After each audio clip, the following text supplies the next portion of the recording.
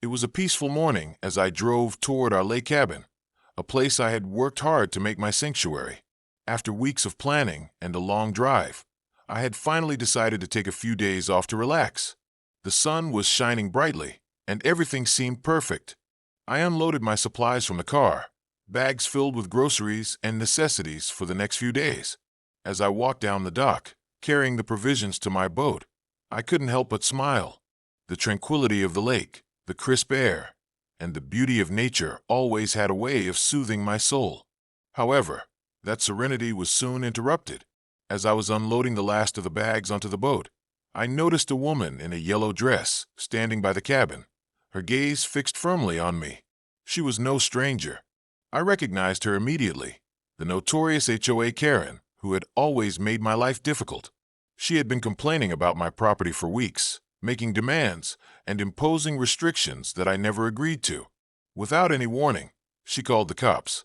As I continued to haul my things, I heard the sound of sirens in the distance. The police arrived quickly, and I was left standing on the dock, unsure of what was going on. The officer, a seasoned officer, seemed to know exactly why he was there, but he didn't say much. Instead, he focused on the woman. It didn't take long before she started making outrageous claims, stating that the cabin and the dock were hers and that I was trespassing.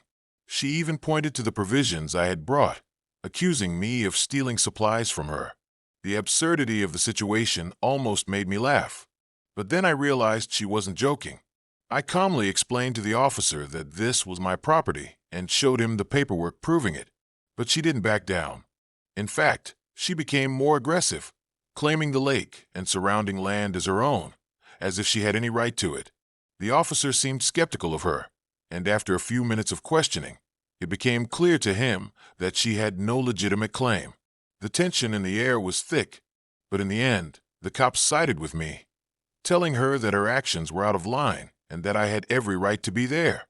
It felt like a small victory, but the fact that she had the audacity to call the cops, just because she didn't like me being there, was a reminder of how far some people would go to impose their will. As the officer left, I couldn't help but shake my head, grateful that I could finally enjoy the peace and quiet of my cabin for now.